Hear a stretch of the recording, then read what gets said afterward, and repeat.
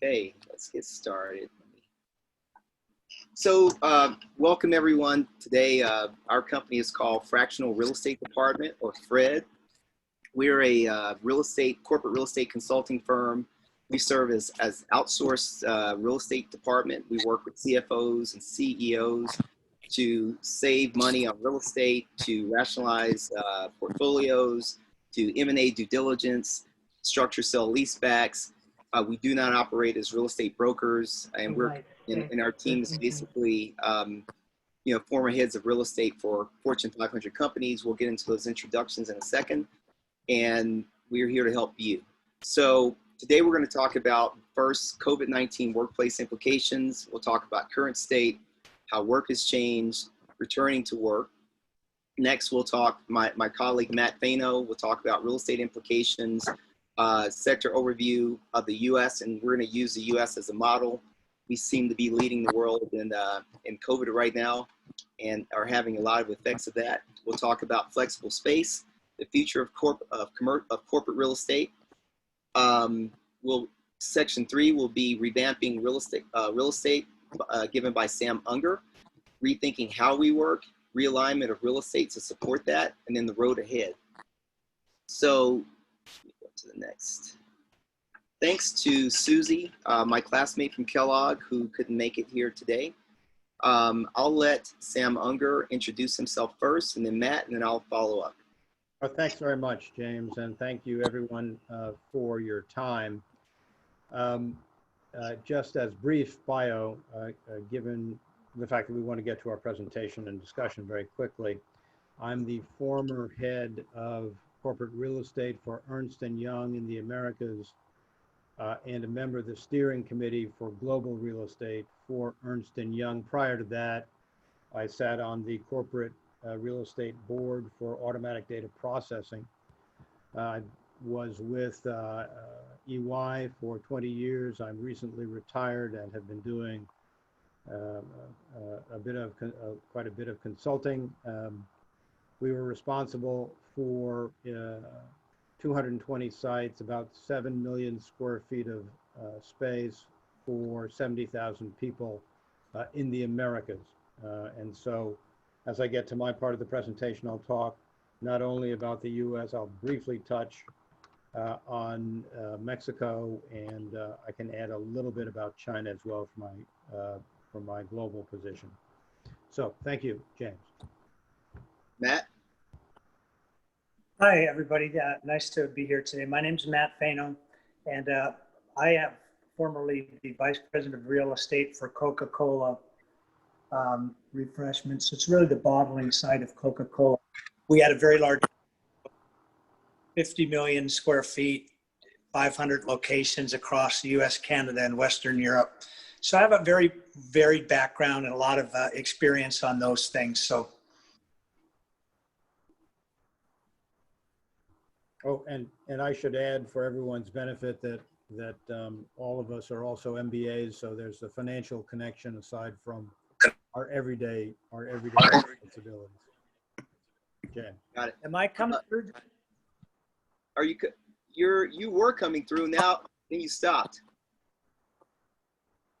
I don't know what I did. Matt, we can hear you now. We can hear you. We can hear you now.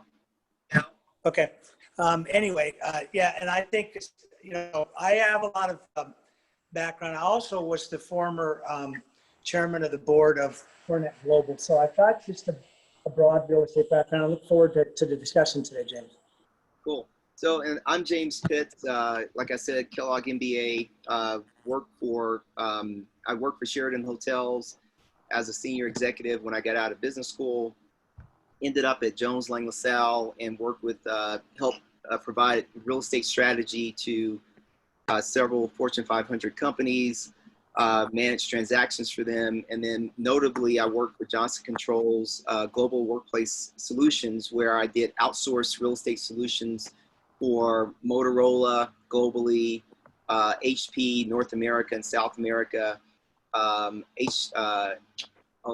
Barclays, and those outsourcing contracts range from $80 million to $650 million a year. So very versed in what it takes to outsource real estate. And so with that, those introductions, we will move on. So the context for our today's discussion is, with COVID-19, it's really a marathon versus a sprint. As you know, the world is focused on looking for a vaccine, and then once we get to a vaccine, is it, are you cured for life, or does it recur like the flu every year? And when do we get to herd immunity? So as companies, we definitely, the priority number one is to ensure employee and customer safety, and remember to be flexible and agile, which is why we're talking about corporate real estate, because typically it's not designed to be flexible and agile and to support and to deal with situations like this. So we'll start off with current state, how work has changed, and returning to work. So as of August 26th in the US, and I think the worldwide number is somewhere around 25 million cases. There were 5.8 million total cases in the United States. We've now crossed over into over 180,000 deaths. Our unemployment rate compared to the recession of 2008 and 2010 has spiked at a little bit less than 15%. It's come down some. 230 million Americans are under some type of public mask mandate. That's about 71% of the population. And, out here in New Mexico, literally the entire town of, I was just in New Mexico, the entire town of Taos, if you're outside and you don't have a mask, fine and or 90 days in jail. So that is really our new normal until we can get to widespread testing, some type of effective vaccine, and herd immunity. Work has really changed. Prior to COVID, about 30% of people worked remotely. Suddenly, we're all very familiar with Zoom and Microsoft Teams and Google Meet, and everyone gets to see what everyone's house and camper looks like. Now, after Gartner poll said that after COVID, about 48% of people think that they're going to be working remotely, which is really changing how we look at and use corporate real estate. 34 million Americans have children under the age of 14. So reopening schools, having childcare, affecting the productivity of our employees is a huge issue. About 1/3 of U.S. jobs are at risk, with 80% of those being are held by low-income workers, and 70%. The airlines' volumes are down at least 70% below year-ago levels. So the world has truly changed since January, February, when, at least in the U.S., when we really started to become aware of this. So Coronet Global, of which Matt and Sam were members of, did a survey of corporate real estate managers, and this was back in, I believe, in July. 38% believe that it's going to take longer than 1 year before they return to the office space. You see big companies like Google saying, we'll see you next summer. 31% believe that'll be in 6 to 12 months, 15% within six months, and some companies are saying never. For instance, this week, Pinterest paid $90 million to exit a lease for a 500,000 square foot office building that was being built for their office space in San Francisco, and they would have owed $440 million over the term of that lease. They paid $90 million to cancel their contract. So if your company is deciding to return to work, and we have a much more detailed presentation. And when I say detailed, I mean much more detailed for those of you who like to get into it. But the 4 phases of returning would be planning and reopening. And please don't skip on the time that it takes to do the planning. Does your space support physical distance and cleaning? Do you have reliable and sustainable supply of PPE and cleaning supplies? Do you have regulatory requirements and implementation of complaint procedures in place? Then when you get to phase 2 of an initial return, a subset of willing and able workforce returns, it's inherent that, or it's very important that you provide ongoing assurance and visible evidence of a safe workplace. for people to feel safe and be productive. You'll need to have clear displays of resources for workers, volunteers and visitors, transportation safety plan, and also a plan with your landlord. Now, when you get into phase 3, which is scaling up, and you bring back greater than 20%, at that point, you need to compare and iterate on best practices.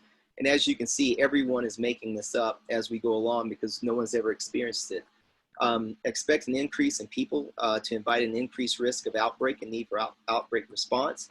And then when you get to phase 4 into the new normal, which I think we're going to be in for a while, hopefully not, but I think we will, bring back, and you bring back more than 50%, be really careful with the rollback of extraordinary measures.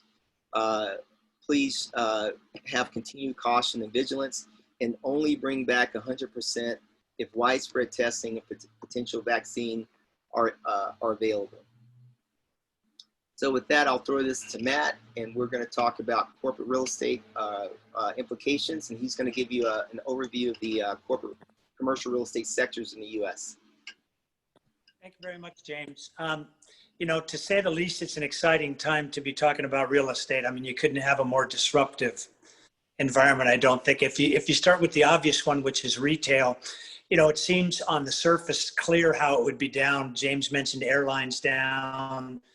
You know, really the whole entertainment industry. You've got clothing. Everything was just impacted. And then you had this sort of bifurcation of what's a necessary retail purchase versus what a non-necessary function is. And so necessary ones right away, like grocery stores and things like that, drugstores, they actually did very well in the pandemic. And now, as I know you all know, places like Home Depot, there are some retail companies that have done really well. And I think the other thing about retail to me, James and Sam, and I'm sure you guys would agree, you know, there's been such a shift to online, even faster that I don't know how retail ever goes back to any semblance of what it used to look like, particularly in downtown cities like or San Francisco. So the retail sector is really, you know, an up and down. And then office has really been impacted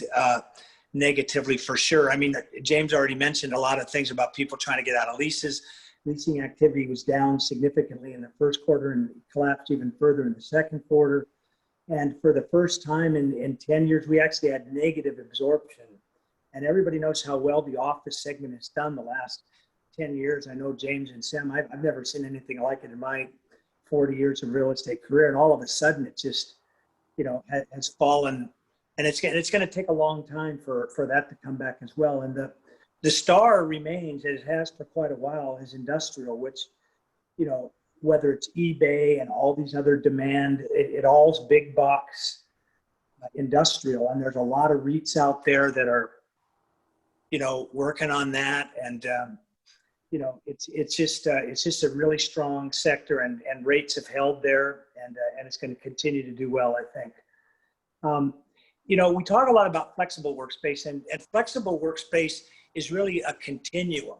You know, it goes all the way from very liquid forms of workspace, which would be, I work 100% from home, I don't need any space, all the way back to a traditional workspace where you're coming in 40 hours a week and checking in and out. So, you know, I think James went through a lot of very interesting stuff about how it's going to return, but I think it's clear, I think there's a note here that 67% of the decision makers are looking at increased workplace mobility programs. So again, just like it was on the other factor that I brought up, you know, there's been a trend for many years of work from home and more mobile, and this is only going to push it further, faster, and it's going to change dramatically the way places are designed and the way they look. And unfortunately, I think it's going to have a significant impact on the office as we go forward. So if we go back to the final slide, I think talks about the future of it. And I think retail, we just talked about that. I don't know if the restaurant sector and some of the entertainment sector are certainly going to be the last to recover from the pandemic. And I mean, whether they'll ever recover, I think it's certainly open. Cruise lines, for example, will travel return to where it was? A lot of questions there. And office, we've already talked about. I mean, There's a flooded space coming back already now. People want to restructure their leases. They're going to be looking at flexibility.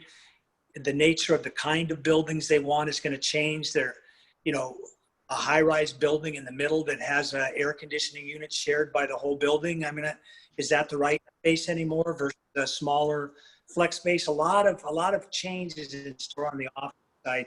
And industrial, I think it's going to remain that solid. You know, there's always the possibility of supply chain disruptions, but I think it's pretty unlikely, and I just think it's going to remain the strongest sector for some time. And if you're looking to invest, I would do it in industrial REIT instead of an office for sure. With that, I'll turn it back over to you, James.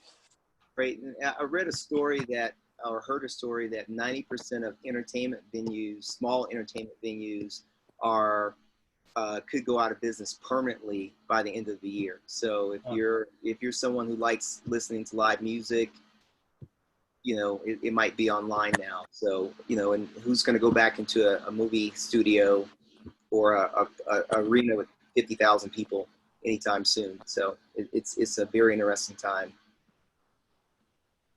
Well, yeah, especially you're right on about that stuff, James. Nobody knows how fast that's going to return, and are people going to go to the movies again, and are they going to mix at these venues? Because you're right, a lot of them will close permanently, but new ones will come up if the demand replaces it. The country's resilient, right? I mean, the new ones will pop up to meet that demand. It's more, are people fundamentally going to change their approach to entertainment and you know, based on, and how long will it take to get over those fears, if ever? Great. Ready, Sam? So thank you. And So everyone, we're making sure that we talk at I was going to say, Sam, we're going to talk at a high level, and then we can get into the details of questions you may have about your particular real estate or in general. Absolutely. So we're running through this to give you a sense of where things are going. As Matt mentioned, both he and I have held executive positions in CoreNet, which is a corporate real estate network. It's a global network. CoreNet recently polled its executives, the folks who are responsible for most of the corporate real estate under lease or ownership. And the projections were that about 30% of the positions in corporate enterprises will not return full-time to an office-based culture. And as James mentioned earlier in the presentation, we don't know, even with the projected advent of vaccines sometime in the next 6 to 12 months, how effective those vaccines will be. And so I think we're all looking at situations where we will need to be conservative in our approach for some time to come.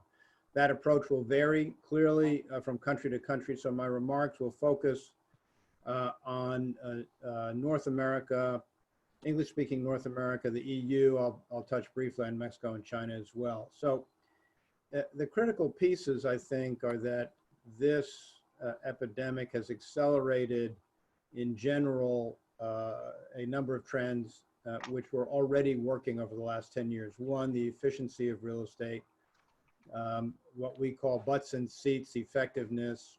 How much square footage do you in fact need to either own if it's core or lease, potentially if it's not.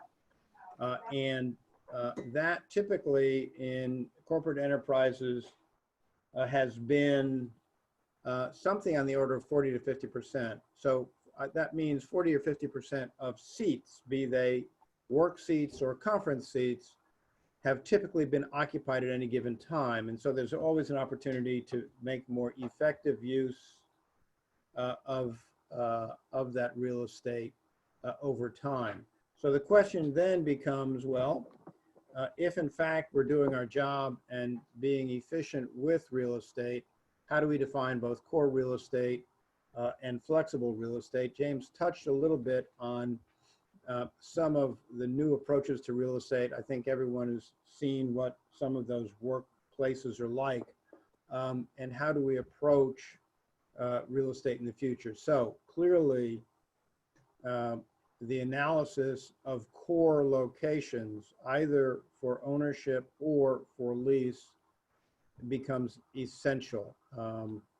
And this also has to be analyzed in terms not of a current corporate culture, certainly within both current corporate and national culture, but also looking into the future, because it's very difficult to turn real estate quickly. And what we mean by that is that there is currently and very quickly becoming an increased impact of AI on all levels of an enterprise's business process. And that's not just manufacturing, that is white collar jobs.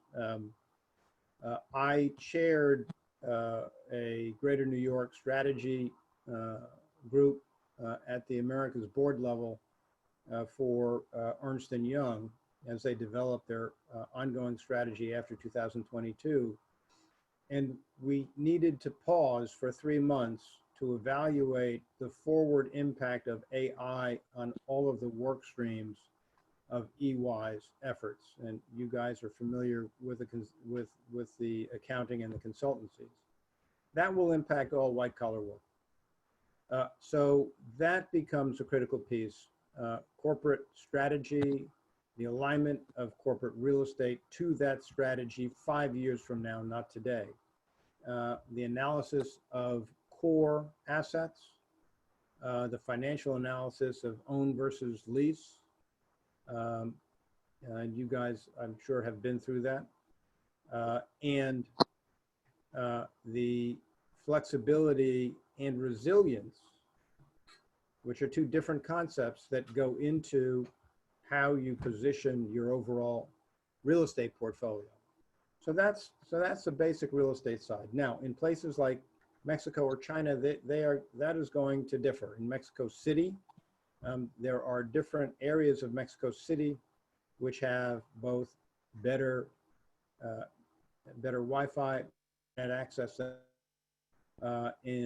In many developing countries, the residential densities are quite high. And so the impact of this epidemic, both today and in the future, becomes a much more difficult conversation to have. So there are two pieces that are important. I just addressed at the very high level what the overall real estate approach or strategy needs to be. Efficiency of locations, lease versus own, core versus ancillary, and structure over time. The other piece of that is workplace strategy. The nature, if 30% of positions do not come back, if corporate leadership is satisfied with the productivity of people working from home, then not only will you have a requirement for less overall space, but you will have an increased requirement for more vibrant and more high capacity internet connectivity, different management styles for work groups, as James mentioned, over Zoom meeting groups, etc. So that is part of a workplace cultural shift. Within the structured workplace, you'll also have a shift. So to the extent that we might say that there could be an increase in efficiency of the workplace of a given office by having more people occupy more seats at a given time, at the same time, you will have a push, even after a vaccine, remembering that coronavirus, like vaccines, have efficiencies that may only be 40 or 50%. You will still, you may very well still have a push to maintain social distancing, to limit the space or the number of people in meetings. And those are the items that we are working on, as well as others currently.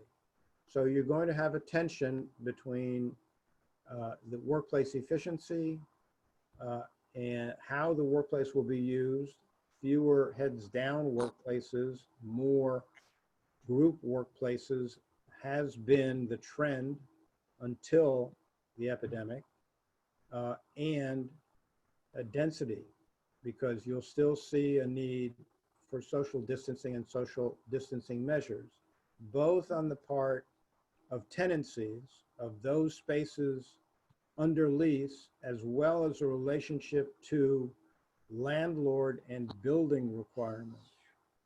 So the need for better protection and filtering of mechanical systems, of control of landlord spaces, and then control of common areas, both at the building level as well as the tenancy level, will probably continue into what I would call the intermediate future, which would be anywhere from 1 to 4 or 5 years from now.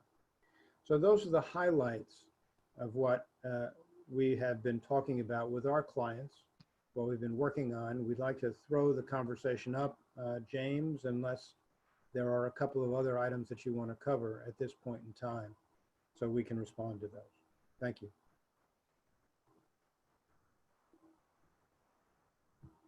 I think we hit on most of those. I think you have a few more slides, Sam.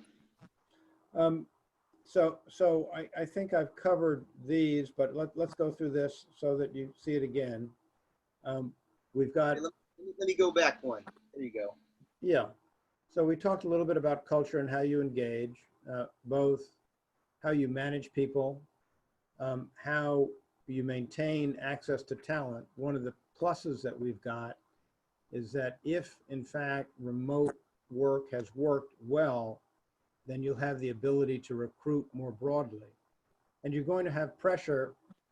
What we had before was a war for talent. That will reemerge. The question is when. I think you're going to see, instead of the draw of major cities for millennials and other generations, you're going to see a little bit of a lessening of density and people beginning to think about moving away to increase their personal resilience. We talked a bit about business continuity and operational resilience. How you structure, whether you consolidate, whether you have a wider dispersal of locations, the resilience of your IT networks, of your HR platforms, as well as your business unit processes. So James, if you go to the next slide for a moment. So I talked mostly about this. How we get back to the workplace, James talked a little bit, and that has to be in incremental steps over time. There has to be a judgment as to the density of COVID in any given location, the steps that are in place, both in the tenancy and at the building level, to protect people, an analysis of liability and existing resilience at the organization level, how well workplace mobility has been working for you, and the tension I mentioned between a reduction in density for social distancing and an increase in efficiency of use of the real estate itself. James, if you go to the next. Okay, so high level, a lot of different moving pieces. And you have to look at real estate not only from a chairs and conference room perspective, but an IT perspective, remotely and in the workplace itself, and from an HR perspective. What are the traits of the managers that you currently have versus the managers you will need for remote teams? Command and control versus coaching and mentoring. They're very different skill sets that will become increasingly valuable over time. So with that, I think, James, we could probably open to some questions from the group. Sounds great.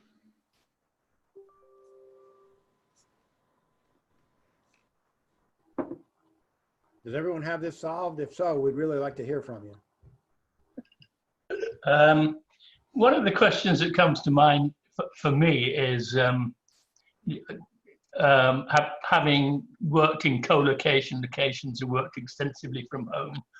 When WeWork got going a bit back, I thought that was probably quite a thoughtful business venture, sort of well aligned with current sort of economic trends and HR trends and real estate management trends. But it seemed to fall into disrepute, got into some financial difficulties.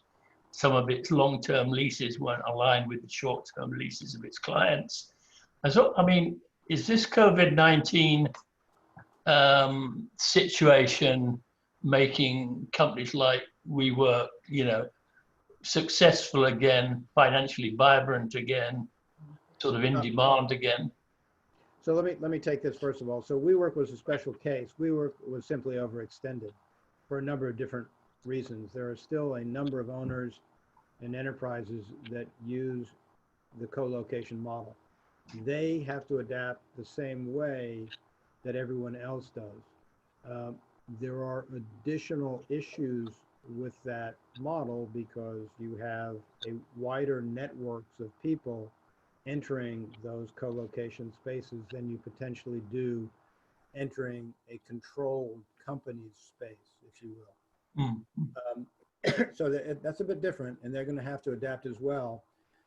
But that model will probably continue, and whether it is a model like WeWork or those types of businesses, or a combined model inside an enterprise, i.e., where a company might lease outright for only company employees 80% of a space, and then have a sharing arrangement or a JV arrangement for a certain percentage of its space under strict protocol for entry and monitoring. There are a couple of those models out there as well. John, so this is James. When we talk about flexible real estate solutions, so you're going to see companies, and Matt and Sam probably spent several years of their lives making space more dense and making space more open. And now you're going to see companies saying, no, I actually want my own office because I need to be in a space that I can control versus being in an open space with someone coughing. I think you're going to see, we were talking to a real estate company, a technology company, cloud software company out of New York, and they have some amazing space in New York, but no one wants to go into the office. Everyone wants to work from home. They have some space in San Francisco and some space in Atlanta that they cannot use. So I think you're going to find companies are decentralizing, that they may have co-working arrangements out in the suburbs so that people can drop in and collaborate. And it's going to be a very decentralized real estate model. And to your original question about WeWork, I think they got too big, too fast, made really bad mistakes. The underlying co-working model will be around because the key premise of that is that it's flexible. And corporate or commercial real estate is typically, high capital costs, long-term leases, and with such uncertainty, people will want the flexibility of going month to month or 6 months to a year. So those models will work. There's a company up out of Atlanta called Saltbox. They take industrial space and they turn it into co-working space for smaller businesses that don't need 20, 30, 40, 50,000 square foot of warehouse. They maybe need 3 to 4 or 5 in an office space that's shared, and logistics and transportation. So I think you're going to see some reworking of real estate to be more responsive to user needs. And real estate's been typically very slow to change. And I think this is going to cause it to change. Yeah, I agree with that, James. This is Matt. And I think that the other thing that's going to happen is that WeWorks of the world are going to have to adapt their space to Sam's point. They're going to have to change their design to fit a more COVID-friendly model. And I don't know if anybody knows what that means right now, but eventually they're going to have to revise their model, I think, a little bit to fit a revised set of circumstances. But fundamentally, being in the same position as Sam, there's times when you need that kind of space corporately, and that demand's going to continue to be there for sure. So, yeah, and I think if you get to a model where when people come in, they're getting checked, temperature checks, there's contact tracing, there's cleaning, there's ways to separate. I think if you can design your model so that people can come in and have a flexible workspace that they feel safe in, that'll help. Yeah. Do you think that's going to change the way businesses operate in terms of hours of operation? So instead of traditional 9 to 5, are we going to have more flex time, 6 a.m. to midnight kind of thing, just to spread people out? And number two, how does this put pressure on the sublease space? Companies that may be stuck in a long-term lease, are they going to have flexibility in subleasing their space to somebody else? That's all good questions. So in the first instance, multi-shift are already under discussion at the corporate level. That will be one way to de-densify space, if you will. The second question, can companies or will companies be subleasing their space? There'll be an attempt to do that, or buyouts of leases, as James talked to at the top of the hour. The problem with subleasing space is that it generally, when you need to sublease, everyone else needs to sublease too. And so, to James' earlier point, that's one of the driving reasons behind the retention of the flexible model, where you can lease space for a couple of months, a year, etc. So yes to both of your questions. Yeah, if I was a broker right now, I wouldn't want to take a sublease deal. Let me just tell you that for sure. They're pretty tough when they get done.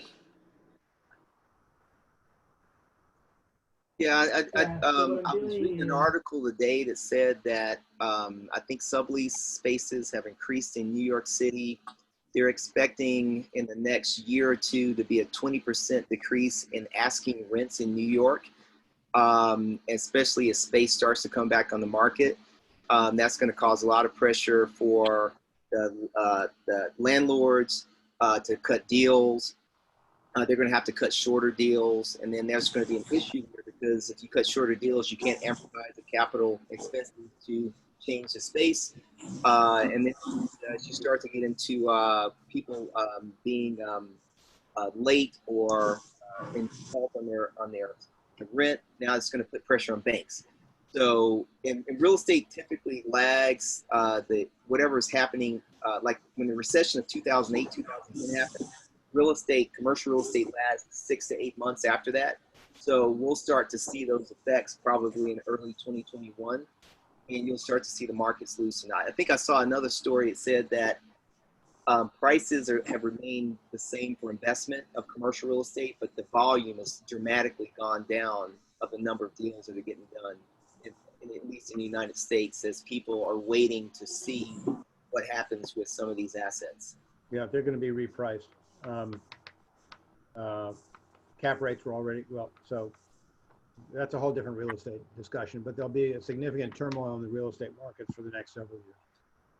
So if you're looking at how the market is going forward, I mean, obviously there's the disruption today, which will ripple out, but in terms of future projects being designed, is that going to change based on the way land is and people density is being looked at? So for example, you were mentioning high rises and elevators and people wanting to stay away from that. Are we looking at more, suburban park type operations where people will move to more less dense locations just because they don't want to get into a subway or ride a bus? I think it's a really good question. I mean, I think it's probably too early to tell, right? Don't you think, James? And I mean, I think there's going to be changes. I think it's too early to tell for sure how those long-term ones will affect. But I think people are going to look for more smartly designed spaces, and the locations that provide better air exchange and better ways in and out of their buildings. The corporate leaders like us are going to be looking for buildings that provide those, and those will be the buildings that succeed, I think. But it's the way buildings are not sure. But I always seen the trend out of the urban locations now into suburbs? I would agree with that. Oh, I've seen some articles that talk in big companies saying that they're not looking to be in urban areas. They're looking to be in lower rise buildings. So, you know, and that even ones that those, and, you know, people are not wanting to go into a large building. And then, you know, it's a lot easier in a suburban building to control your space. You know, if you take up the whole building or a whole floor versus if you're in a multi-tenant floor and people, you know, you got to come in, you got to come out, you got to use, you know, outdoor restrooms out in the common restrooms in the hallway. And all it takes is, let's say you have a large firm and you have several floors of a building. If you get a cluster of COVID cases in your space, even if that person didn't get sick in your space, they got sick at the grocery store, but then you get a cluster, then who wants to come into work? You know, you can't be productive if every time Bob down, you know, two cubes down coughs, and you're like, oh gosh, you know, do I have the COVID now? You can't really think straight, right? So I think it's going to be a big impact on productivity, and which is why a lot of companies just aren't even coming back for, like, you know, some companies just said we're not coming back until there's a vaccine. Yeah. So I've seen the same thing. To your point, there are a number of companies that are looking to suburban locations for those very reasons. One, lesser density in building common areas around elevators. I've seen a lot of high-rise owners kind of struggling with how do you control how many people get on an elevator to get to work. That becomes those become big issues. And so as more people think about getting out of the larger cities to more suburban locations, you're going to see more. which is wild, Sam, because it's a 180-degree flip from where we were even 2 years ago, when it was all about moving down. People wanted to be with the downtown lifestyle, and they wanted to be close to everybody in bars. And I mean, we had to drive and push for employees, and it's ironic because now it is pushing back more to the suburbs. Yeah. And it certainly was against that for the last 5 years, for sure. It was suburb to urban before that. Correct. Yep. Back over, John. I see you came off of mute. I did. Are you Yeah. talking to me? Are you talking to me, Jay? Okay, do we have more questions? I know we're getting close to the top of the hour. Well, you know, the other thought that's going through my mind is, you know, not surprisingly, Elon Musk has his own view of all this, and that can be summarized by, you know, a famous story he tells, like, you know, in downtown Los Angeles, everyone stops working at 5:30 to 6 o'clock, and they all go to their underground parking. And it's a multi thousands of high-rise building apartments there with office workers in them, and they all get in the elevator, go to the underground car park, get the car out, and then everyone's surprised that the mainline trunk roads out of Los Angeles are congested. And, you know, of course they're congested. We've got a three-dimensional sort of building and a two-dimensional sort of roadway. And that's what causes the congestion. And, you know, it seems to me there's some sorting out to do. I mean, Musk seems to be thinking that I'm going to put in Hyperloop all over the place, and they'll come out and they'll get into cars, and there'll be lots and lots of Hyperloops, speeding cars around at 130 miles an hour, and that's going to take care of this problem. But in the COVID-19 world, it won't take care of the problem. You'll still have congested buildings and people getting in and out of elevators. So there must be some sort of intersect point here where you can marry the technologies that you guys are working on, and maybe putting escalators in buildings instead of elevators, so you can social distance 8 feet apart. And, you know, the work that Elon's doing. Right. We'll see. We're a little short of cash to make that kind of multi-trillion-dollar investment. Oh gosh! I thought you just went out. Yeah, we're going to put people in mailing tubes, like in the little, little tubes, plastic tubes, and Right. Pneumatic. in a hyperbaric tube, like in the Jetsons. Yeah, they're going to go back to the high science way of they have an X on the floor, and if you can't stand there if there's not an X. That's what I see right now when you go on an elevator in a high rise. Well, James, on behalf of the entire no. team, let me thank you sincerely for not just yourself, but your entire team coming to present to us today. If you did want to send me the email address of that young lady on diversity, I'd be extremely grateful.